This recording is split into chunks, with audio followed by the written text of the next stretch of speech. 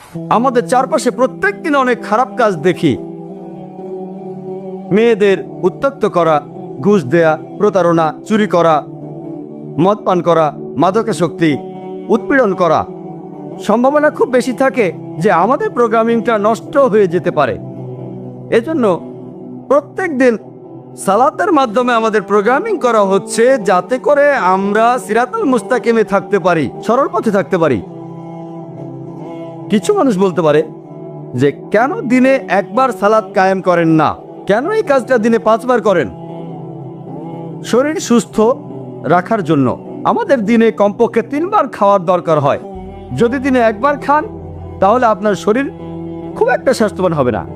একইভাবে শরীরের আত্মার জন্য আমাদের দরকার কমপক্ষে দিনে 5 বার প্রোগ্রামিং করা, দিনে 5 বার সালাত আদায়। একবার আদায় করা যথেষ্ট নয়। আর এই কারণেই মুসলিমরা দিনে 5 বার সালা আদায় করি। ইহুদিরা তারা তাদের প্রার্থনা করে প্রত্যেক দিন 3 বার। এই কথাটার উল্লেখ আছে ওল্ড টেস্টামেন্টে, বুক অব ড্যানিয়েলস 6 নম্বর অধ্যায় 10 অনুচ্ছেদ। মুসলিমরা আমরা প্রত্যেক দিন কমপক্ষে 5 বার সালা আদায় করি, প্রত্যেক দিন। আমাদের এই নির্দেশ দিয়েছেন আল্লাহ সুবহানাহু ওয়া তাআলা। আর এই আদেশ প্রযোজ্য সব মুসলিমদের জন্য। পবিত্র কোরআনে বলা হয়েছে, সূরা হুদের 114 নম্বর আয়াতে উল্লেখ করা হয়েছে, সূরা ইসরার 78 নম্বর আয়াতে উল্লেখ করা হয়েছে, সূরা তাহার 130 নম্বর আয়াতে উল্লেখ করা হয়েছে এবং সূরা রুমের 17 নম্বর আয়াত ও 18 নম্বর আয়াতে উল্লেখ করা হয়েছে। আর পবিত্র কোরআনের এই আয়াতগুলোতে আল্লাহ মানুষকে নির্দেশ দিয়েছেন দিনে 5 বার সালা আদায় করার জন্য। যে 5 ওয়াক্ত সালা আমরা মুসলিমরা আদায় করব সেগুলো হলো ফজরের সালা, যেখানে আমরা আমাদের সালা আদায় করি ভোরবেলা থেকে শুরু করে সূর্য ওঠার আগে পর্যন্ত। দ্বিতীয়টা হলো জোহরের সালা, যে সময় সূর্য সবচেয়ে উপরে থাকে সেই সময় থেকে শুরু করে সূর্য যখন হেলে পড়ে, অর্থাৎ দুপুর থেকে বিকেল পর্যন্ত সময়। তৃতীয়টা আসরের সালা, জোহরের ওয়াক্ত শেষ হওয়ার পর থেকে সূর্যাস্তের ঠিক আগ মুহূর্ত পর্যন্ত।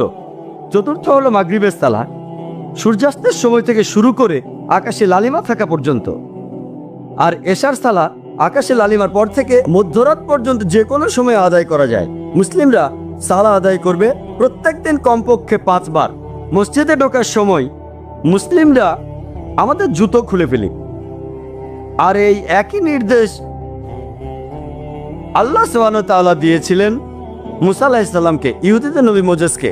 পবিত্র কোরআনেও এটার উল্লেখ আছে, সূরা তাহার 11 নম্বর ও 12 নম্বর আয়াতে উল্লেখ করা হয়েছে, যখন মুসা আগুনের কাছে আসলো সে একটা কণ্ঠ শুনল, হে মুসা, নিশ্চয়ই আমি তোমার প্রতিপালক, তোমার জুতো খুলে ফেলো, কারণ তুমি পবিত্র তুয়া পাহাড়ে রয়েছো। আর এই নির্দেশটা দিয়েছিলেন আল্লাহ সুবহানাহু ওয়া তাআলা মুসা আলাইহিস সালামকে। এই একই ধরনের কথা রয়েছে পবিত্র বাইবেলে, ওল্ড টেস্টামেন্টে রয়েছে। আর বুক অব এক্সোডাসের 3 নম্বর অধ্যায়ের 5 অনুচ্ছেদে বলা হয়েছে, তিনি মহান ঈশ্বর মুসার উদ্দেশ্যে বলছেন, তুমি আর কাছাকাছি এসো না, তোমার পা থেকে জুতো খুলে ফেলো তুমি, কারণ তুমি এখন পবিত্র স্থানে রয়েছো। এই একই ধরনের কথা বলা হয়েছে বুক অব অ্যাক্টসে 7 নম্বর অধ্যায় 33 অনুচ্ছেদে, যে ঈশ্বর মুসাকে বলছেন, তোমার জুতো খুলে ফেলো তোমার পা থেকে, কারণ তুমি এখন রয়েছো পবিত্র স্থানে। আমরা মুসলিমরা আমাদের এই সুযোগটাও দেওয়া হয়েছে যে আমরা জুতো পরে মসজিদের ভেতরে ঢুকতে পারবো, অথবা যখন নামাজ পড়ি আমাদের নবীজি এ কথা বলেছেন। আমাদের নবীজি বলেছেন, তোমার পায়ে জুতো থাকলে তার তলাটা পরিষ্কার থাকবে। এটা বলা আছে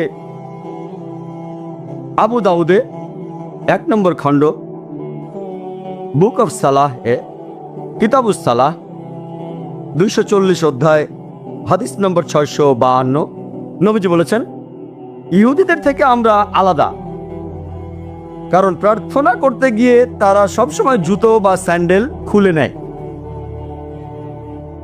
এছাড়াও আবু দাউদে উল্লেখ করা হয়েছে 1 নম্বর খণ্ড কিতাবুস সালাহ 240 অধ্যায় 653 নম্বর হাদিস যে আমর বিন শোয়েব তার বাবার কথা বলছেন যে তার দাদা বলেছিলেন, আমি নবীজিকে দুভাবে সালাহ আদায় করতে দেখেছি, খালি পায়ে আর স্যান্ডেল পরে।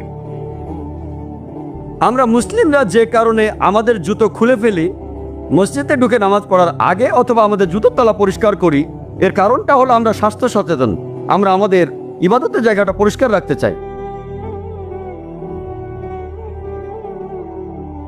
আমরা সালাহ আদায়ের আগে ইবাদতের জন্য সবাইকে আহ্বান করি, আর পৃথিবীর বিভিন্ন ধর্মে মানুষকে উপাসনায় আহ্বান করার জন্য বিভিন্ন উপায়ে ডাকা হয়ে থাকে।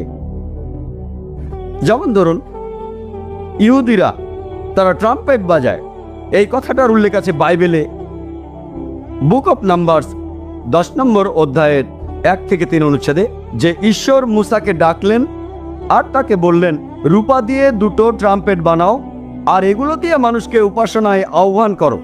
খ্রিস্টানরা ব্যবহার করে চার্চের ঘণ্টা, কিছু উপজাতি ড্রাম ব্যবহার করে।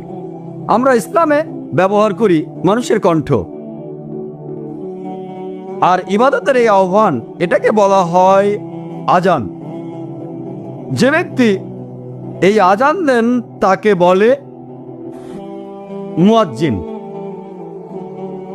মানুষের কণ্ঠ অনেক বেশি শ্রুতিমধুর যদি এর সাথে আপনি তুলনা করেন ট্রাম্পেট, ঘণ্টা বা ড্রামকে। আর আজান মানুষের উপরে অনেক বেশি প্রভাব ফেলতে পারে।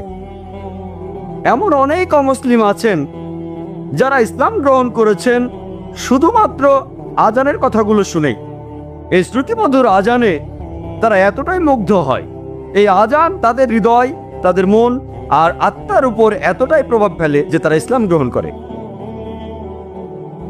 তবে দুর্ভাগ্যজনকভাবে আমরা বোম্বেতে যেসব আজান শুনি তার বেশিরভাগই শ্রুতিমধুর নয়, যেমনটা হওয়া উচিত ছিল। আর এই আজানে মানুষের জন্য অসুবিধাই বেশি হয়।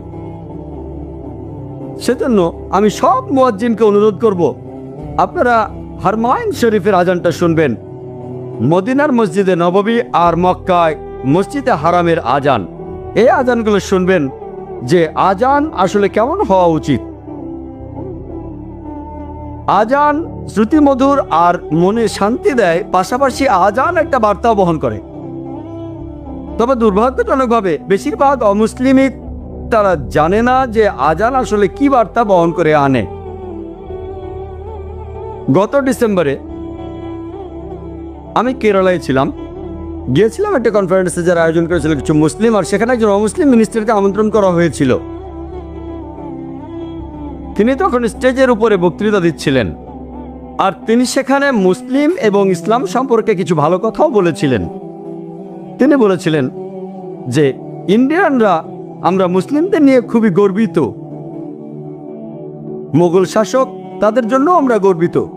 তারা খুব সুন্দর সুন্দর প্রাসাদ বানিয়েছিল, সুন্দর অনেক জিনিস বানিয়েছিল, আর সেজন্যই মুসলিমরা আমরা প্রত্যেক দিন 5 বার সম্রাট আকবরকে প্রশংসা করি। এটা শুনে হয়তো কৌতুক মনে হবে, তবে অনেক অমুসলিমই এমনটা মনে করেন, বিশেষ করে ইন্ডিয়ায়, যে আমরা আজান আর সালাতের সময় মোগল সম্রাট আকবরের প্রশংসা করি। কিছু অমুসলিম আছেন যারা পশ্চিমাদের সিনেমা মুগ্ধ হয়ে দেখেন। সেখানে প্রায় দেখা যায় একজন, সে আরবদের পোশাক পরে আছে, সে হলো ভিলেন, সে সন্ত্রাসী, আর সে তো তরবারি বের করার সময় বলে আল্লাহু আকবার। অমুসলিমরা ভাবে আল্লাহু আকবার বলে চিৎকার করে মুসলিমরা যুদ্ধের সময় অমুসলিমদের হত্যা করে। প্রত্যেক মুসলমানেরই উচিত অমুসলিমদের মন থেকে এই ভুল ধারণাটা দূর করে দেয়া।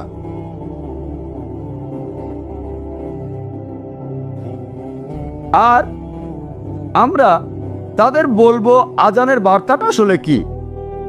তাদেরকে আমরা আজানের অনুবাদটা বলবো যে যখন আমরা আজান দেই তখন আমরা বলি আল্লাহু আকবার, আল্লাহু আকবার, আল্লাহু আকবার, আল্লাহু আকবার। এটার অর্থ এই নয় যে আমরা সম্রাট আকবরের প্রশংসা করছি অথবা এটা যুদ্ধের চিৎকার নয়। এটার অর্থ আল্লাহ সুবহানাহু ওয়া তাআলা সর্বশক্তিমান, মহান সৃষ্টিকর্তা সর্বশক্তিমান, আল্লাহ সর্বশক্তিমান, আল্লাহ সর্বশক্তিমান। আশহাদু আল্লা ইলাহা ইল্লাল্লাহ, আমি সাক্ষ্য দিচ্ছি যে আল্লাহ ছাড়া ইবাদত বা উপাসনা করার মতো যোগ্য আর কেউ নেই। আমি সাক্ষ্য দিচ্ছি যে আল্লাহ ছাড়া কোনো উপাস্য নেই।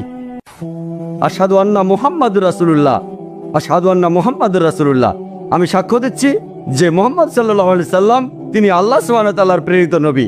আমি সাক্ষ্য দিচ্ছি যে মুহাম্মদ সাল্লাল্লাহু আলাইহি সাল্লাম তিনি আল্লাহ সুবহানাহু ওয়া তাআলার প্রেরিত নবী। হাইয়া আলাস সালাহ, হাইয়া আলাস সালাহ, সালার জন্য এসো, সালার জন্য এসো, নামাজের জন্য এসো, নামাজের জন্য এসো। হাইয়া আলাল ফালাহ, হাইয়া আলাল ফালাহ, সাফল্যের জন্য এসো, সাফল্যের জন্য এসো। আল্লাহু আকবার, আল্লাহু আকবার, আল্লাহ সর্বশক্তিমান, আল্লাহ সর্বশক্তিমান, লা ইলাহা ইল্লাল্লাহ, আল্লাহ ব্যতীত কোনো উপাস্য নেই। আমাদের এই আজানের অর্থটা ব্যাখ্যা করতে হবে অমুসলিমদের কাছে।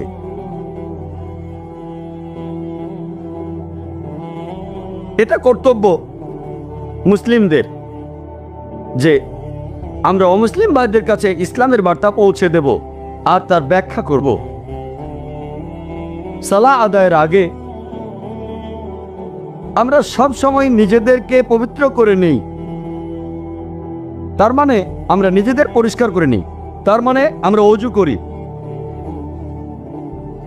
পবিত্র কোরআনে এই কথা বলা হয়েছে সূরা মাইদার 6 নম্বর আয়াতে উল্লেখ করা হয়েছে যে ইয়া আইয়ুহাল্লাযিনা আমানু, হে মুমিনগণ, যখন তোমরা সালাতের জন্য প্রস্তুত হবে তখন তোমরা তোমাদের মুখমণ্ডল ও হাত কোনই পর্যন্ত ধৌত করবে, তোমাদের মাথা মাসাহ করবে এবং তোমাদের পা গোড়ালি পর্যন্ত ধৌত করবে।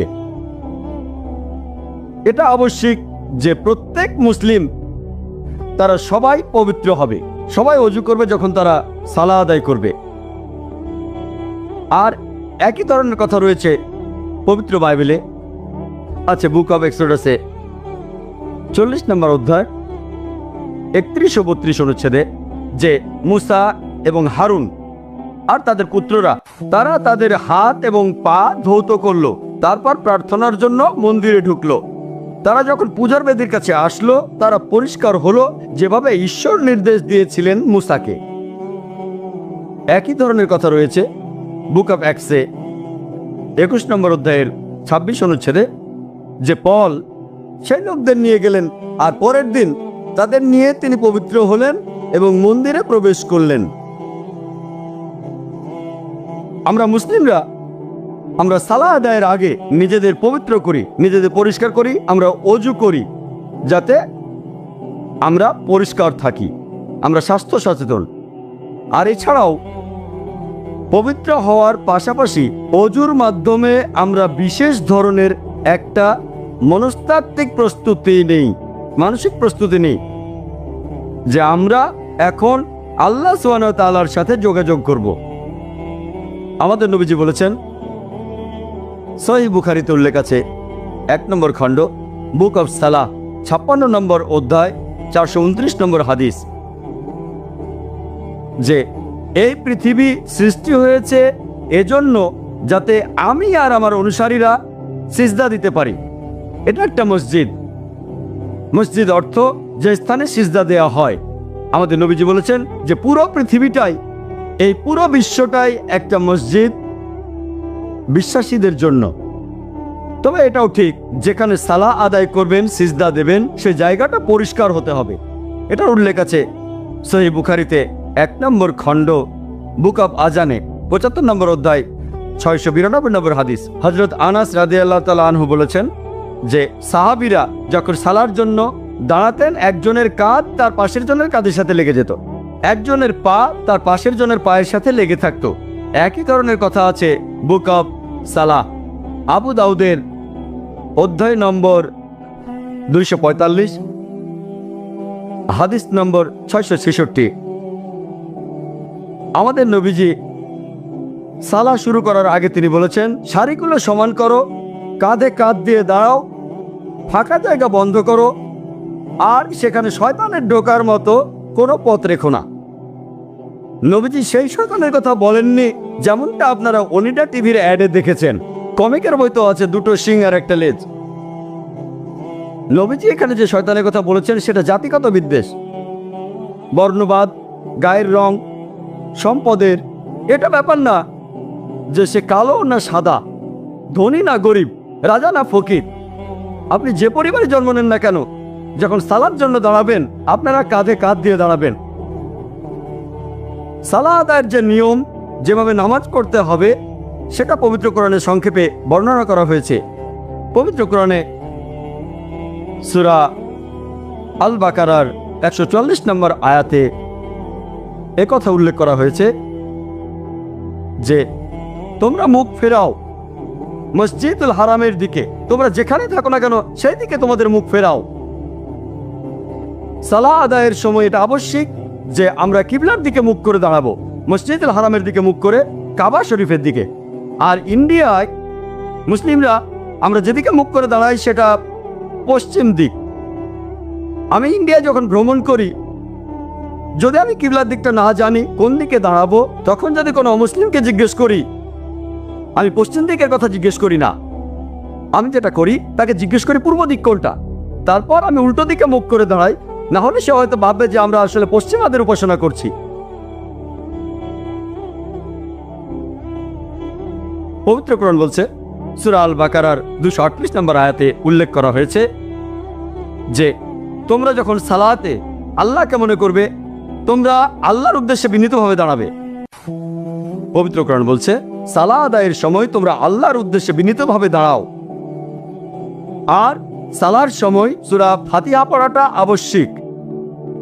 আর পবিত্র কোরআনে সূরা হিজরের 87 নম্বর আয়াতে উল্লেখ করা হয়েছে যে আমি তো তোমাকে দিয়েছি 7 আয়াত যা বারবার পড়া হয়, এবং দিয়েছি মহান কোরআন। যে 7 আয়াত বারবার পড়া হয় সেটা হলো সূরা ফাতিহা। এটাকে আরো বলা হয় মাইনর কোরআন, আর কোরআনের বাকি অংশটাকে বলা হয় মহান কোরআন। এটা আমাদের জন্য আবশ্যিক যে সালার প্রত্যেক রাকাতে আমরা সূরা ফাতিহা পড়ব। রুকু শব্দটা অর্থাৎ মাথা নোয়ানো, পবিত্র কোরআনে এই শব্দটার উল্লেখ আছে সব মিলিয়ে মোট 13 বার। আর সিজদা শব্দটা যেটা সালার শ্রেষ্ঠ অংশ, এই শব্দটার পবিত্র কোরআনে উল্লেখ আছে সব মিলিয়ে 92 বার। এটার উল্লেখ আছে পবিত্র কোরআনে 32টি আলাদা সূরায়। আর একটা আলাদা অধ্যায় আছে 32 নম্বর অধ্যায়, যেটার নাম সূরা সাজদা, মাটিতে উপর হওয়া। পবিত্র কোরআনে বলা হয়েছে, সূরা ইমরানের 43 নম্বর আয়াতে উল্লেখ করা হয়েছে, ইয়া মারিয়াম মুকনুতি লিরাব্বিকি ওয়াসজুদি ওয়ারকাই মা'আর রাকিন। হে মরিয়ম, তোমার প্রতিপালকের প্রতি অনুগত হও, তার প্রতি সিজদা করো, এবং যারা রুকু করে তাদের সাথে রুকু করো। পবিত্র কোরআন বলছে সূরা হাজের 77 নম্বর আয়াতে উল্লেখ করা হয়েছে, ইয়া আইয়ুহাল্লাযিনা আমানু, হে মুমিনগণ, তোমরা সিজদা করো ও রুকু করো এবং আল্লাহর ইবাদত করো ও সৎকর্ম করো যাতে সফল কাম হতে পারো। আল্লাহ সুবহানাহু ওয়া তাআলার প্রত্যেক নবী যখন তারা ইবাদত করেছেন, আল্লাহ সুবহানাহু ওয়া তাআলার কাছে তারা সিজদা দিয়েছেন, মাটিতে উপর হয়েছেন, সকল নবী করেছেন। আর একই ধরনের কথা আছে পবিত্র বাইবেলেও। যদি ওল্ড টেস্টামেন্ট পড়েন, বুক অব জেনেসিস 17 নম্বর অধ্যায়ের 3 অনুচ্ছেদ বলছে ইব্রাহিম মাটিতে উপর হয়েছিলেন। বুক অব নাম্বারস 20 নম্বর অধ্যায়ের 6 অনুচ্ছেদ মুসা এবং হারুন মাটিতে উপর হয়েছিলেন। বুক অব জোশুয়া 5 নম্বর অধ্যায়ের 14 অনুচ্ছেদ জোশুয়া মাটিতে উপর হয়েছিলেন আর উপাসনা করেছিলেন। পবিত্র বাইবেলে বলা হয়েছে গসপেল অফ ম্যাথিউ 26 অধ্যায়ের 39 নম্বর অনুচ্ছেদ, সেখানে বলা হয়েছে যে যীশু খ্রিস্ট গেতসেমানির বাগানে গেলেন, তিনি কয়েক পা সামনে এগোলেন, মাটিতে উপর হয়ে পড়লেন আর প্রার্থনা করলেন। মহান সৃষ্টিকর্তার সকল নবী রাসূলি সালাহ আদায়ের সময় তারা সিজদা দিয়েছেন। আর একজন সার্কাসের লোকও মুসলিমদের মতো করে এটা করতে পারে না। যেভাবে বাইবেল বলছে তোমরা মাটিতে উপর হয়ে ঈশ্বরের প্রার্থনা করো, আমরা সেভাবেই করি। আমরা যে কারণে সিজদা দিয়ে থাকি সেটা আমি আগেও বলেছি, মন সরাসরিভাবে আমাদের নিয়ন্ত্রণে থাকে না, শরীরকে আমরা সরাসরিভাবে নিয়ন্ত্রণ করতে পারি। আপনি যদি আপনার মনকে নম্র করতে চান তাহলে আপনার শরীরকেও নম্র করতে হবে। আর শরীরকে নম্র করার সবচেয়ে শ্রেষ্ঠ উপায় হলো আপনার শরীরের সবচেয়ে উপরের অংশ অর্থাৎ কপাল, আর এখানে রয়েছে ফ্রন্টাল লোব অর্থাৎ ব্রেন, শরীরের সবচেয়ে গুরুত্বপূর্ণ অঙ্গ। সেটা একেবারে মাটিতে ঠেকিয়ে দিয়ে আমরা বলি সমস্ত প্রশংসা আল্লাহর, তিনি সুমহান। সমস্ত প্রশংসা আল্লাহ, তিনি সুমহান। আপনি যখন সালাহ আদায় করবেন তখন বিভিন্ন খুঁটিনাটি বিষয়, কিভাবে দাঁড়াতে হবে, বসতে হবে, হাত বাঁধতে হবে, কত রাকাত নামাজ পড়তে হবে। পবিত্র কোরআন বলছে আতিউল্লাহ ওয়া আতিউর রাসূল, আল্লাহ এবং তার রাসূলকে মান্য করো। আমরা এখানে নবীজির দৃষ্টান্ত দেখব। কোরআন বলছে আতিউল্লাহ ওয়া আতিউর রাসূল, বিভিন্ন জায়গায় আছে। সূরা ইমরানের 32 নম্বর আয়াতে উল্লেখ আছে, সূরা ইমরানের 132 নম্বর আয়াতে উল্লেখ আছে, সূরা নিসার 59 নম্বর আয়াতে উল্লেখ করা হয়েছে, সূরা মাইদার 92 নম্বর আয়াতে উল্লেখ করা হয়েছে, সূরা আনফালের 1 নম্বর আয়াতে উল্লেখ করা আছে, সূরা আনফালের 20 নম্বর আয়াতে উল্লেখ করা হয়েছে, সূরা আনফালের 46 নম্বর আয়াতে উল্লেখ করা হয়েছে, সূরা নূরের 54 নম্বর আয়াতে উল্লেখ করা হয়েছে, সূরা নূরের 56 নম্বর আয়াতে উল্লেখ আছে, সূরা মুহাম্মাদের 33 নম্বর আয়াতে উল্লেখ আছে, সূরা মুজাদিলার 13 নম্বর আয়াতে উল্লেখ করা হয়েছে, বিভিন্ন জায়গায় আছে। সূরা তাগাবুনের 12 নম্বর আয়াতে উল্লেখ করা হয়েছে। পবিত্র কোরআন বলছে আতিউল্লাহ ওয়া আতিউর রাসূল, আল্লাহ এবং তার রাসূলকে মান্য করো। খুঁটিনাটি বিষয়ে নবীজির দৃষ্টান্ত দেখুন। আর সহিহ বুখারীতে উল্লেখ করা হয়েছে 1 নম্বর খণ্ডে বুক অফ আজানের 18 নম্বর অধ্যায়ের 604 নম্বর হাদিসে। এছাড়াও উল্লেখ আছে সহিহ বুখারী 9 নম্বর খণ্ডের 352 নম্বর হাদিসে। নবীজি বলেছেন ইবাদত করো যেভাবে আমাকে ইবাদত করতে দেখেছো, ইবাদত করো যেভাবে আমাকে ইবাদত করতে দেখেছো। তাহলে খুঁটিনাটি বিষয়ে আপনারা জানতে পারবেন সহিহ হাদিস থেকে। সালাহ হলো ইসলাম ধর্মে ঈমান অথবা বিশ্বাসের পরে সবচেয়ে গুরুত্বপূর্ণ স্তম্ভ। পবিত্র কোরআন বলছে সূরা জারিয়াতের 56 নম্বর আয়াতে উল্লেখ করা হয়েছে ওমা খালাকতুল জিন্না ওয়াল ইনসা ইল্লা লিয়াবুদুন, যে আমি সৃষ্টি করেছি জিন এবং মানুষকে এজন্য যে তারা আমার ইবাদত করবে। আরবিতে ইবাদত শব্দটা এসেছে আরবি শব্দ আব থেকে, যার অর্থ একজন দাস, একজন ভৃত্য। আর প্রত্যেক ভৃত্যেরই উচিত হবে তার প্রভুর অনুগত হওয়া।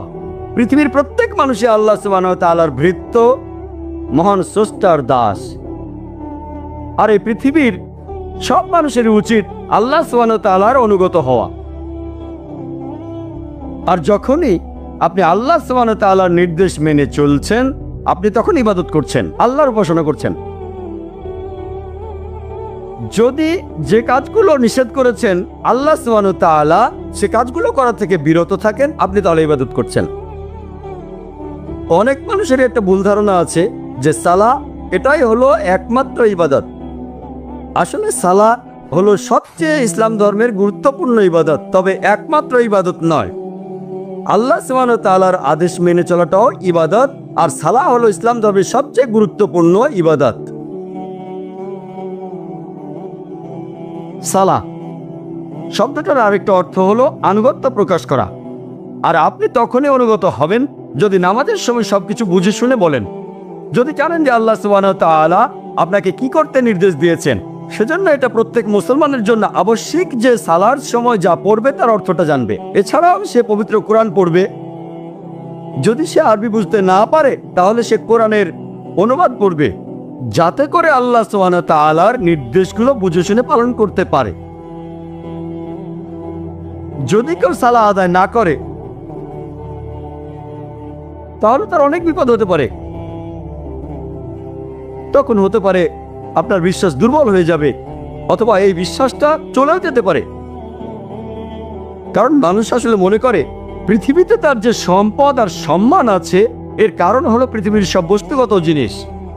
এভাবে সে আল্লাহ সুবহানাহু ওয়া তাআলার কাছ থেকে দূরে সরে যায়। এই নিয়ম শৃঙ্খলার অভাবেই সে আল্লাহ সুবহানাহু ওয়া তাআলা থেকে দূরে সরে যায়। পৃথিবীর বিভিন্ন জিনিসের মোহ থাকলে, বস্তুগত জিনিসের, তাহলে সম্ভাবনা থাকে যে সে অন্যায় কাজ করবে। এভাবে সে সিরাতাল মুস্তাকিম থেকে দূরে সরে যাবে, সরল পথ থেকে। মনের ভেতরে তখন শান্তিও থাকবে না। আপনার কাছে যে পরিমাণ সম্পত্তি থাকুক না কেন, এই সম্পদ আপনাকে শান্তি দিতে পারবে না। আর মানুষজন যে কারণে সালা আদায় করে না সেটা হলো তাদের জ্ঞানের অভাব।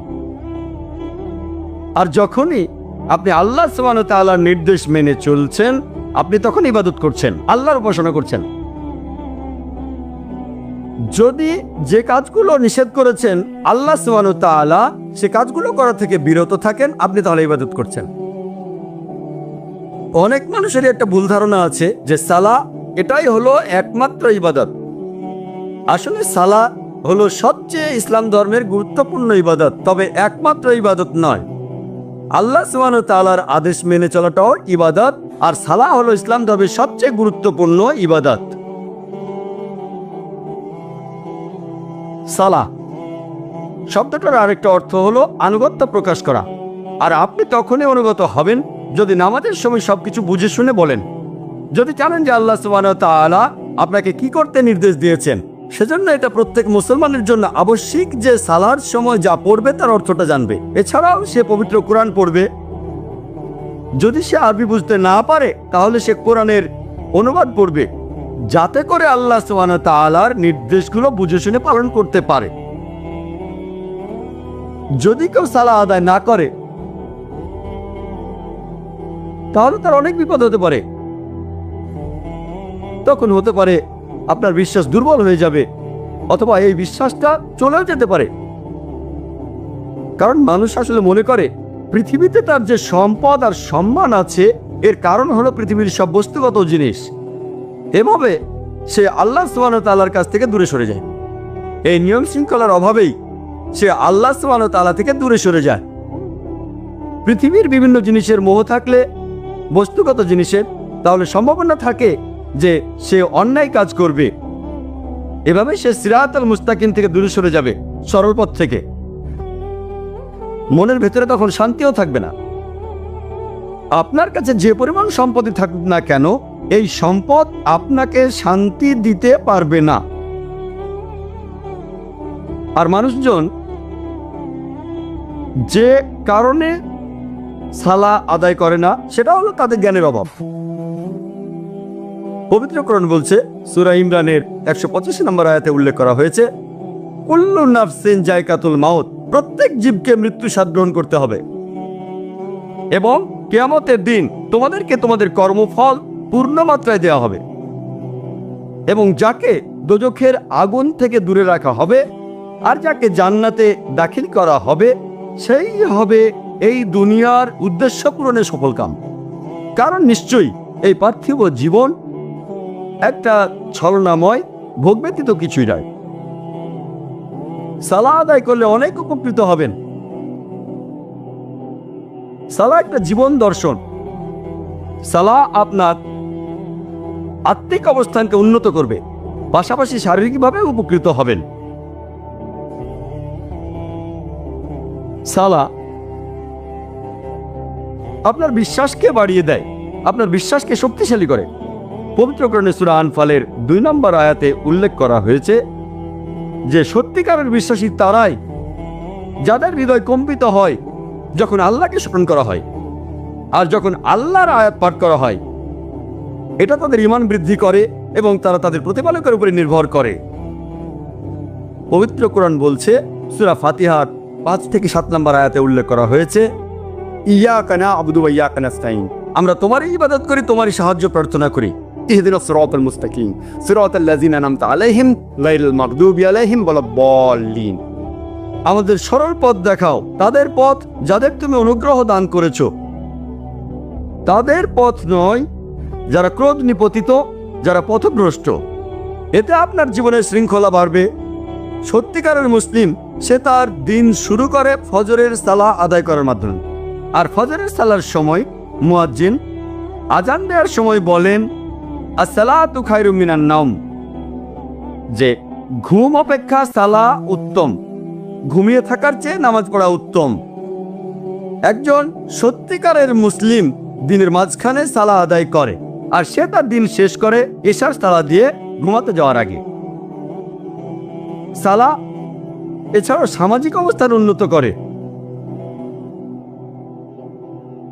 সালাহ আদায়ের সময় যে সমাবেশ, সেটা আমাদের ভ্রাতৃত্ববোধ বাড়ায়, মমত্ববোধ বাড়ায়, একতা বাড়ায়, আর এটা সাম্যবাদের এক অনন্য দৃষ্টান্ত। সংহতি বৃদ্ধি পায়। সালাহ আদায় করতে গিয়ে সবাই একত্রিত হয় আর তাদের মধ্যে ভালোবাসার বন্ধন জোরদার হয়। পবিত্র কোরআনে সূরা হুজুরাতের 13 নম্বর আয়াতে উল্লেখ করা হয়েছে, ইয়া আইয়ুহান নাসু ইন্না খালাকনাকুম মিন যাকরিন ওয়া উনসা ওয়া জাআলনাকুম শুউবান ওয়া কাবাইলা লিতাআরাফু ইন্না আকরামাকুম ইনদাল্লাহি আতকাকুম ইন্নাল্লাহা আলিমুন খাবীর। হে মানুষ জাতি, আমি তোমাদের সৃষ্টি করেছি একজন পুরুষ ও একজন নারী হইতে, পরে তোমাদের বিভক্ত করেছি বিভিন্ন জাতি ও গোত্রে, যাতে তোমরা অপরের সাথে পরিচিত হতে পারো। এজন্য নয় যে তোমরা পরস্পরকে ঘৃণা করবে। আর তোমাদের মধ্যে আল্লাহর কাছে সেই ব্যক্তি অধিক মর্যাদা সম্পন্ন যে তোমাদের মধ্যে অধিক মুত্তাকি, অধিক ন্যায়পরায়ণ। নিশ্চয়ই আল্লাহ সকল কিছু জানেন, সমস্ত খবর রাখেন। আল্লাহ সুবহানাহু ওয়া তাআলা আমাদের যেটা দিয়ে বিচার করবেন সেটা গোত্র নয়, বর্ণ নয়, ধর্মবিশ্বাস নয়, সম্পদ নয়, লিঙ্গ নয়, সেটা হলো তাকওয়া, অর্থাৎ ন্যায়পরায়ণতা, আল্লাহকে মেনে চলা এবং ধার্মিকতা। পবিত্র কোরআনে সূরা হুমাজাত 1 নম্বর আয়াতে উল্লেখ করা হয়েছে, ওয়াইলুল লিকুল্লি হুমাজাতিল লুমাজা, দুর্ভোগ তাদের যারা সামনে ও পেছনে মানুষের নিন্দা করে থাকে। সালাহ আমাদেরকে বিরত রাখে মানুষের নিন্দা করা থেকে। পবিত্র কোরআনে সূরা হুজুরাতের 11 নম্বর ও 12 নম্বর আয়াতে উল্লেখ করা আছে, ইয়া আইয়ুহাল্লাযিনা আমানু, হে মুমিনগণ, তোমাদের মধ্যে কোনো পুরুষ যেন অপর কোনো পুরুষকে উপহাস না করে, কেননা যাকে উপহাস করা হয় সে উপহাসকারী অপেক্ষা উত্তম হতে পারে। কোন নারী অপর নারীকে যেন উপহাস না করে, কেননা যাকে উপহাস করা হয় সে উপহাসকারী অপেক্ষা উত্তম হতে পারে। একে অপরের প্রতি তোমরা দোষারোপ করো না এবং তোমরা একে অপরকে মন্দ নামে ডেকো না। ইয়া আইয়ুহাল্লাযিনা আমানু, হে মুমিনগণ, তোমরা অনুমান হতে দূরে থাকো, কারণ অনুমান কোনো কোনো ক্ষেত্রে পাপ। একে অপরের গোপনীয় বিষয় সন্ধান করো না এবং একে অপরের পশ্চাতে নিন্দা করো না, পেছন থেকে নিন্দা করো না। তোমাদের মধ্যে কি কেউ তার মৃত ভাইয়ের গোশত খেতে চাইবে? পবিত্র কোরআন বলছে, যদি পেছন থেকে নিন্দা করেন তাহলে আপনি যেন আপনার মৃত ভাইয়ের গোশত খাচ্ছেন। কারণ মৃত ভাইয়ের গোশত খাওয়া হলো দ্বিগুণ অপরাধ। খাদ্য হিসেবে মানুষের গোশত খাওয়া একটা অপরাধ। এমনকি ক্যানিবালরা যারা মানুষের গোশত খায় তারাও কখনো তাদের মৃত ভাইয়ের গোশত খায় না। কোরআন বলছে, যদি পেছন থেকে নিন্দা করেন তাহলে দ্বিগুণ অপরাধ করছেন। অপরাধটা এমন যেন আপনি মৃত ভাইয়ের গোশত খাচ্ছেন। কোনো প্রমাণ ছাড়াই কারো ব্যাপারে নিন্দা করো না, এটা পাপ। আর কারো পেছন থেকে নিন্দা করা হলো দ্বিগুণ পাপ, দ্বিগুণ পাপ। আর আল্লাহ সুবহানাহু ওয়া তাআলা এখানে তিনি নিজেই উত্তর দিয়েছেন, তোমরা তাকে ঘৃণ্যই মনে করো। সালাহ এটা আমাদের ব্যবসা ক্ষেত্র এবং দৈনন্দিন কাজের মধ্যে সত্যবাদিতা এবং সততাকে বাড়ায়। আমি আগেও বলেছিলাম, পবিত্র কোরআনে সূরা আনকাবুতের 45 নম্বর আয়াতে উল্লেখ করা হয়েছে, উতলু মা উহিয়া ইলাইকা মিনাল কিতাবি ওয়া আকিমিস সালাতা ইন্নাস সালাতা তানহা আনিল ফাহশাই ওয়াল মুনকার, যে তুমি আবৃত্তি করো সেই কিতাব হতে যা তোমার প্রতি প্রত্যাদেশ করা হয় এবং সালাত কায়েম করো, কারণ নিশ্চয়ই সালাত তোমাকে অশ্লীল ও মন্দ কাজ হতে বিরত রাখে। পবিত্র কোরআন বলছে, সূরা ইসরার 81 নম্বর আয়াতে উল্লেখ করা হয়েছে, ওয়াকুল জাল হক ওয়া যাকাল বাতিল ইন্নাল বাতিলা কানা যাহুকা, বলো সত্য এবার উপস্থিত হয়েছে এবং মিথ্যা বিলুপ্ত হয়েছে, কারণ নিশ্চয়ই মিথ্যা তার প্রকৃতিগত কারণেই ধ্বংস হয়ে যাবে। সালাহ আমাদের সত্যবাদী হতে শেখায়। একই ধরনের কথা বলা হয়েছে সূরা বাকারায় 42 ও 43 নম্বর আয়াতে উল্লেখ করা হয়েছে যে তোমরা সত্যকে মিথ্যার সাথে মিশ্রিত করো না এবং জেনে শুনে সত্য গোপন করো না। কোরআন আমাদের সত্যবাদী হতে শেখায় যে সব সময় আমরা সত্যি বলবো। পবিত্র কোরআনে সূরা বাকারার 188 নম্বর আয়াতে উল্লেখ করা হয়েছে যে তোমরা একে অন্যের সম্পদ অন্যায়ভাবে গ্রাস করো না এবং মানুষের ধন সম্পত্তির কিয়দাংশ জেনে শুনে অন্যায়ভাবে গ্রাস করার উদ্দেশ্যে সেটা বিচারকের নিকট পেশ করো না। পবিত্র কোরআন বলছে, ঘুষ দেয়া বা নেয়া নিষিদ্ধ, আপনারা ঘুষ দেবেন না। পবিত্র কোরআন আমাদের দেখিয়ে দেয় কিভাবে সৎ জীবনযাপন করতে হবে। পবিত্র কোরআন মানুষের জীবনে শান্তি এনে দেয়। পবিত্র কোরআনে সূরা রদের 28 নম্বর আয়াতে উল্লেখ করা হয়েছে, নিশ্চয়ই যখন আল্লাহকে স্মরণ করা হয় হৃদয় তখন শান্তি খুঁজে পায় এবং প্রশান্ত হয়। যখন আল্লাহকে স্মরণ করবেন, যখন সালাহ আদায় করবেন, আপনি তখন খুবই শান্তিতে থাকবেন, আপনার হৃদয় প্রশান্ত হবে। সালাহ হলো আল্লাহ তাআলার সাথে যোগাযোগের সবচেয়ে শ্রেষ্ঠ উপায়। পবিত্র কোরআনে সূরা বাকারার 153 নম্বর আয়াতে উল্লেখ করা হয়েছে, ইয়া আইয়ুহাল্লাযীনা আমানু ইসতাঈনু বিস-সাবরি ওয়াস-সালাহ। হে মুমিনগণ, ধৈর্য ও সালাতের মাধ্যমে তোমরা আল্লাহর সাহায্য প্রার্থনা করো। ইন্নাল্লাহা মা সাবরিন। আর নিশ্চয়ই আল্লাহ সুবহানাহু ওয়া তাআলা ধৈর্যশীলদের সাথে আছেন। আল্লাহ বলছেন, ইন্নাল্লাহা মা সাবরিন। আর নিশ্চয়ই আল্লাহ তাআলা ধৈর্যশীলদের সাথে আছেন। সামাজিক উপকারিতার পাশাপাশি, আত্মিক উন্নতির পাশাপাশি, অন্যান্য উপকারের পাশাপাশি সালাহ থেকে আমরা পাই বিভিন্ন শারীরিক উপকারিতা। সালাতের সময় যখন রুকুতে যায়, যখন মাথা নোয়ায়, শরীরের উপরের অংশে তখন অতিরিক্ত রক্ত প্রবাহিত হয়। মেরুদণ্ড তখন হয়ে যায় নমনীয়। মেরুদণ্ডের বিভিন্ন নার্ভ শক্তিশালী হয়। মেরুদণ্ড বা পিঠের ব্যথা দূর হয়ে যায়। এতে করে দূর হয় পেট ফাঁপা জাতীয় সমস্যাগুলো। এরপরে যখন উঠে দাঁড়াই, অর্থাৎ রুকুর পরে যখন উঠে দাঁড়াই, শরীরের উপরের অংশে যেটুকু রক্ত প্রবেশ করেছে সেটার প্রবাহ তখন স্বাভাবিক হয়, শরীরও তখন রিল্যাক্সড হয়। যখন আমরা সেজদা দেই তখন আমাদের কপাল মাটিতে ঠেকাই। এটা হলো সালাতের সবচেয়ে শ্রেষ্ঠ অংশ। এটা হলো সালাতের সবচেয়ে গুরুত্বপূর্ণ অংশ। প্রত্যেক দিন মানুষের শরীর তার চারপাশের বিভিন্ন ইলেকট্রোস্ট্যাটিক চার্জের সংস্পর্শে আসে।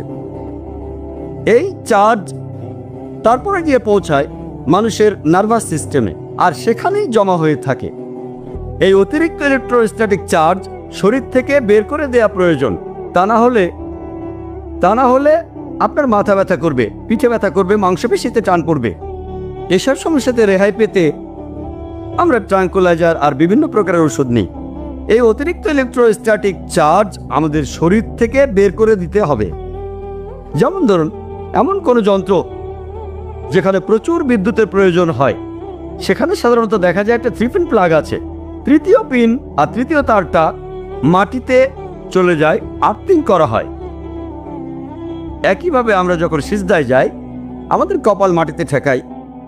শরীরের সবচেয়ে শ্রেষ্ঠ অংশ হলো ব্রেইন, আর ব্রেইনের শ্রেষ্ঠ অংশ হলো ফ্রন্টাল লোব, সেটা মাটিতে ঠেকানো হয়। এ সময় অতিরিক্ত ইলেকট্রোস্ট্যাটিক চার্জগুলো মাটিতে চলে যায়। তার মানে এই নয় যে সে সময় কপালের নিচে হাত রাখলে আপনি ইলেকট্রিক শক খাবেন। সিজদার সময় আমরা ফ্রন্টাল লোব মাটিতে ঠেকাই। ব্রেনের যে অংশটা চিন্তা করে সেটা মাথার উপরে থাকে না, সেটা থাকে ফ্রন্টাল লোবে। সেজন্যই আমরা সালাতের মধ্যে সিজদা করি। যখন আমরা সিজদায় যাই তখন আমাদের ব্রেনে অতিরিক্ত রক্ত প্রবাহিত হয়, এতে আমাদের ব্রেনের ক্ষমতা বৃদ্ধি পায়।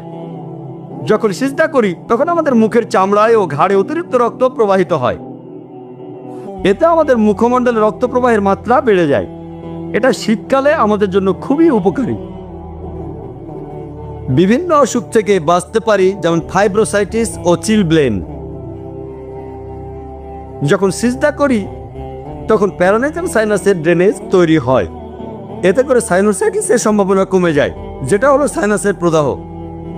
সারাদিন আমরা সাধারণত সোজা হয়ে দাঁড়িয়ে থাকি, আর ম্যাক্সিলারি সাইনাস এটা ড্রেনেজ থাকে শরীরের উপরের অংশে। আমরা সারাদিন সোজা হয়ে দাঁড়িয়ে থাকি বলে এর চলাচল হয় না। সেজন্য যখন সিজদায় যায়, ব্যাপারটা অনেকটা এমন যে একটা ভরা পাত্র উল্টে দিলাম, এতে করে ম্যাক্সিলারি সাইনাসের ড্রেনেজটা হয়। এছাড়াও এতে করে আমাদের শরীরের ড্রেনেজ তৈরি হয় ফ্রন্টাল সাইনাসের, এথমোডিয়াল সাইনাসের এবং স্পেনোডিয়াল সাইনাসের। এতে করে সাইনোসাইটিস হওয়ার সম্ভাবনা কমে যায়। অথবা সাইনোসাইটিস যদি থেকেও থাকে, এটা তার প্রাকৃতিক চিকিৎসা। এছাড়াও সিজদা তাদের জন্য প্রাকৃতিক চিকিৎসা। যেসব মানুষ ব্রঙ্কাইটিস রোগে ভুগে থাকেন, এতে করে ব্রঙ্কিল ট্রি দিয়ে রস মিশ্রিত হতে পারে। সিজদার কারণে ব্রঙ্কিল ট্রিতে রস জমা হয়ে থাকতে পারে না। এতে করে বিভিন্ন পালমোনারি অসুখের চিকিৎসা করা যায়, যেখানে আমাদের শরীরে রস জমা হয়। আমাদের শরীরে রস ছাড়াও ধুলাবালি আর রোগ জীবাণু জমা হতে পারে। সিজদার মাধ্যমে এইসব অসুখেই উপকার পাওয়া যায়। আমরা যখন নিঃশ্বাস নেই তখন আমাদের ফুসফুসের মাত্র 2/3 ব্যবহার করে থাকি, আর বাকি 1/3 ফুসফুসের সেখানে বাতাস থেকে যায়। মাত্র 2/3 তাজা বাতাস আমাদের ফুসফুসে ঢোকে আর বের হয়ে যায়, ঢোকে আর বের হয়। বাকি 1/3 বাতাসকে বলে রেসিডুয়াল এয়ার। আমরা যখন সেজদা করি তখন আমাদের তলপেট চাপ দেয় আমাদের ডায়াফ্রামে, আর এই ডায়াফ্রাম চাপ দেয় আমাদের ফুসফুসের নিচের অংশে, আর এতে ফুসফুসের সে রেসিডুয়াল এয়ার বের হয়ে যায়। তাহলে এই বাতাস বের হয়ে গেলে আরো তাজা বাতাস ফুসফুসে ঢোকে, এতে করে আমাদের ফুসফুস স্বাস্থ্যবান হয়। যখন সিজদা করি তখন যেহেতু বিকর্ষ বল কমে যায়, তলপেটের অঙ্গ প্রত্যঙ্গে রক্ত চলাচল বৃদ্ধি পায়। তলপেটের বিভিন্ন অঙ্গ প্রত্যঙ্গে ধমনীর ভেতরে রক্ত চলাচল সেটা বেড়ে যায়। সিজদা এবং রুকু এগুলোর মাধ্যমে হার্নিয়া ফিমোরাল অসুখের নিরাময় হয়ে থাকে। এছাড়া সিজদায় অনেক রোগের নিরাময় হয়, তার মধ্যে একটা অসুখ হলো হেমোরয়েড, যেটাকে সাধারণ মানুষ বলে থাকে পাইলস। এছাড়া সিজদার মাধ্যমে জরায়ুর স্থানচ্যুতিকে রোধ করা যায়। যখন সিজদা করি তখন আমাদের শরীরের ভর থাকে হাঁটুর উপরে, আমাদের পা থাকে নমনীয়। এছাড়া আমাদের পায়ে সোলিয়াস ও গ্যাস্ট্রোনিমিয়াস মাসল, এই মাসলগুলোকে বলা হয় পেরিফেরাল হার্ট, কারণ এই মাসলগুলোতে অনেক ধমনী আছে, আর এই ধমনীগুলো দিয়ে শরীরের নিচের অংশে রক্ত প্রবাহিত হয়ে থাকে। এতে করে শরীরের নিচের অংশ রিল্যাক্সড হয়। যখন সিজদায় যায় আমাদের হাঁটু তখন মাটি স্পর্শ করে, হাত এবং কপালও মাটি স্পর্শ করে। এই পদ্ধতিতে কার্ভাইকাল স্পাইনের বিভিন্ন অসুখের নিরাময় হয়, কারণ এই সিজদার মাধ্যমে ইন্টারভার্টিব্রাল জয়েন্টের উপকার হয়। সিজদার মাধ্যমে বিভিন্ন হৃদরোগের উপকার পাওয়া যায়। যখন আমরা সিজদা থেকে উঠি আমরা হাঁটু গেড়ে বসি, শরীরের উপরের অংশে যে রক্ত চলে গিয়েছিল সেটা স্বাভাবিক হয় আর শরীরও রিল্যাক্সড হয়। তখন আমাদের উরু আর পিঠের ধমনীর মাধ্যমে অতিরিক্ত রক্ত প্রবাহিত হয়, পিঠের মাংসপেশি রিল্যাক্সড হয়। সিজদার মাধ্যমে আমরা উপকার পাবো কোষ্ঠকাঠিন্য আর বদহজমে। এতে করে যারা ভুগছেন পেপটিক আলসারে বা পাকস্থলীর অন্য রোগে, তারাও উপকার পাবেন। যখন আমরা বসা থেকে উঠে দাঁড়াই, যখন আমরা সিজদা থেকে উঠে দাঁড়াই আমাদের শরীরের ভর থাকে তখন আমাদের পায়ের বলের উপরে। এতে করে আমাদের পিঠের মাসল, উরুর মাসল, হাঁটুর মাসল আর পায়ের মাসল শক্ত হয়। যখন আমরা সালাত আদায় করি তখন আমরা শারীরিকভাবে উপকৃত হই। তবে মুসলিমরা শুধু শারীরিক উপকারিতার জন্য সালাত আদায় করে থাকি না, এটা হলো বাড়তি উপকার। আমরা সালাত আদায় করি আল্লাহ তাআলার প্রশংসা করার জন্য, তাকে ধন্যবাদ দিতে। আমরা সালাত আদায় করি নির্দেশনার জন্য, ন্যায় নিষ্ঠার পথে প্রোগ্রাম দেওয়ার জন্য। সালাতের এইসব বাড়তি উপকারিতা এমন লোককে আকৃষ্ট করবে যা বিশ্বাস কম, অথবা আকৃষ্ট করবে একজন অমুসলিমকে। কিন্তু মুসলিমরা আমাদের প্রধান কাজ হলো আল্লাহ তাআলাকে সন্তুষ্ট করা, কারণ এটাই আল্লাহ সুবহানাহু ওয়া তাআলার নির্দেশ, এটাই আমাদের বিরিয়ানি। কিছু মানুষ আছে যারা হয়তো বলবে যে আমরা কিছু মুসলিমকে দেখি যারা প্রত্যেকদিন 5 ওয়াক্ত নামাজ পড়ে, কিন্তু তারপরও তারা ঠকায়, তারা সৎ না, তারা ন্যায়পরায়ণ লোক না। তাহলে আপনি কিভাবে বললেন যে সালাহ হলো ন্যায়পরায়ণতার প্রোগ্রামিং? আমরা জানি কিছু মুসলিম 5 ওয়াক্ত নামাজ পড়েন প্রত্যেক দিন, তারপরেও তারা ন্যায়নিষ্ঠ নন। এই প্রশ্নের উত্তরটা অনুষ্ঠানের শুরুতেই আমাদের কারি দিয়েছিলেন। তিনি তেলাওয়াত করেছিলেন পবিত্র কোরআনের সূরা মুমিনুনের 1 ও 2 আয়াত, যেখানে উল্লেখ করা হয়েছে কাদ আফলাহাল মুমিনুন আল্লাযীনা হুম ফি সালাতিহিম খাশিউন। অবশ্যই সফলকাম হয়েছে মুমিনগণ, যারা সালাহ আদায় করে নম্রভাবে ও মনোযোগের সাথে। মুসলিমদের জন্য এটা আবশ্যক যে প্রত্যেক দিন 5 বার সালাহ আদায় করবে, অন্য কোনো সুযোগ নেই। এমনকি যখন ভ্রমণ করবে তখন সালাহ আদায় করবে। কিন্তু আল্লাহ সুবহানাহু ওয়া তাআলা কিছু কিছু ব্যাপারে ছাড় দিয়েছেন। আর সূরা নিসায় আল্লাহ বলেছেন 101 নম্বর আয়াতে উল্লেখ করা হয়েছে, তোমরা যখন দেশে বিদেশে সফর করবে তখন সালাত সংক্ষিপ্ত করলে তোমাদের কোনো দোষ নেই। তোমরা যখন সফর করবে তখন তোমাদের সালাত সংক্ষিপ্ত করতে পারবে। জোহর, আসর আর এশার 4 রাকাতের বদলে 2 রাকাত আদায় করতে পারবে। জোহর আর আসরের সালাহ একসাথে আদায় করতে পারবে। মাগরিব আর এশার সালাও একসাথে আদায় করতে পারবে। এই সুবিধাটুকু দেয়া হয়েছে। সালাহ না আদায় করার পক্ষে কোনো অজুহাত নেই। এমনকি যখন যুদ্ধক্ষেত্রে থাকবেন তখনও সালাহ আদায় করবেন। আল্লাহ সুবহানাহু ওয়া তাআলা আমাদের বলেছেন কিভাবে যুদ্ধক্ষেত্রে সালাহ আদায় করতে হবে। পবিত্র কোরআনের সূরা নিসার 102 নম্বর আয়াতে উল্লেখ করা হয়েছে যে, হে রাসূল, তুমি যখন যুদ্ধক্ষেত্রে সালাহ আদায় করবে তোমাদের মধ্যে একটা দল যেন তোমার সাথে সালাতে দাঁড়ায় এবং সশস্ত্র থাকে, আর তাদের সালাহ শেষ হলে তারা যেন পিছনে অবস্থান করে এবং অপর দলকে সালাহ আদায়ের সুযোগ দেয়। তবে সালাহ আদায়ের সময় তোমার অস্ত্রটা হাতে নিয়ে সালাহ আদায় করতে পারো। পবিত্র কোরআনের সূরা বাকারার 239 নম্বর আয়াতে উল্লেখ করা হয়েছে, যদি তোমরা বিপদের আশঙ্কা করো, আক্রমণের আশঙ্কা, তবে পথচারী অথবা আরোহী অবস্থায় সালাহ আদায় করবে। আর যখন নিরাপদ বোধ করবে তখন আল্লাহ সুবহানাহু ওয়া তাআলাকে স্মরণ করবে যেভাবে তিনি তোমাদের শিক্ষা দিয়েছেন। পবিত্র কোরআন বলছে যে সালাহ আদায় করা আবশ্যক, হোক আপনি যুদ্ধক্ষেত্রে আছেন বা বিপদে আছেন। পবিত্র কোরআনের সূরা নিসার 103 নম্বর আয়াতে উল্লেখ করা হয়েছে যে সালাত আদায় করো দাঁড়িয়ে অথবা বসে অথবা শুয়ে। তবে যখন তোমরা নিরাপদে থাকবে যথাযথভাবে সালাত কায়েম করবে। যখন যুদ্ধক্ষেত্রে আছেন, যখন বিপদের আশঙ্কা করছেন, আক্রমণের আশঙ্কা করছেন, আপনি তখন সালাহ আদায় করতে পারেন দাঁড়িয়ে অথবা বসে অথবা শুয়ে।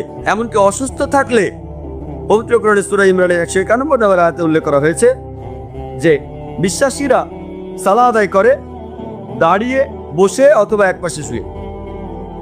সহিহ বুখারীতে উল্লেখ করা হয়েছে। সহিহ বুখারীর অনুবাদটা 9টা খণ্ড আছে, এটা প্রথম খণ্ড। আর সহিহ বুখারীতে উল্লেখ আছে দ্বিতীয় খণ্ডে, বুক অফ তাকসিরে 19 নম্বর অধ্যায়ের 218 নম্বর হাদিসে, যে একজন লোক নবীজির কাছে গিয়ে বলল সে হেমোরয়েডে ভুগছে, পাইলসে, সে কিভাবে সালাহ আদায় করবে। নবীজি বললেন, দাঁড়িয়ে সালাহ আদায় করো। যদি দাঁড়িয়ে না পারো তাহলে বসে আদায় করো। যদি তাও না পারো তাহলে তুমি শুয়ে সালাহ আদায় করবে। এমনকি যদি অসুস্থ থাকেন এই অজুহাতেও আপনি সালাহ বাদ দিতে পারবেন না। যদি দাঁড়াতে না পারেন তাহলে বসে সালাহ আদায় করেন, যদি বসতে না পারেন তাহলে শুয়ে সালাহ আদায় করবেন। আপনি সালাহ আদায় করতে পারেন ইশারার মাধ্যমে, আকার ইঙ্গিতের মাধ্যমে, কিন্তু সালাহ আদায় করা এটা আবশ্যক। সালাহ বাদ দেওয়ার জন্য কোনো অজুহাত দেখানো চলবে না। পবিত্র কোরআনের সূরা মাইদার 55 নম্বর আয়াতে উল্লেখ করা হয়েছে যে তোমাদের সত্যিকারের বন্ধু তারা হলেন আল্লাহ, রাসূল এবং মুমিনগণ, যারা সালাত কায়েম করে, যারা নিয়মিত যাকাত দেয় এবং যারা বিনম্র হয়ে থাকে। আবু দাউদে উল্লেখ করা হয়েছে। এটা হলো আবু দাউদ। আবু দাউদে আপনারা পাবেন 3টি খণ্ড। আর আবু দাউদে উল্লেখ করা হয়েছে 1 নম্বর খণ্ড, বুক অফ সালাহ 300 নম্বর অধ্যায়ের 863 নম্বর হাদিসে নবীজি বলেছেন যে রোজ কিয়ামতের দিন প্রত্যেক মানুষকে সবার আগে যে প্রশ্নটা আল্লাহ সুবহানাহু ওয়া তাআলা করবেন, সে প্রথম প্রশ্নটা হলো সালাহ।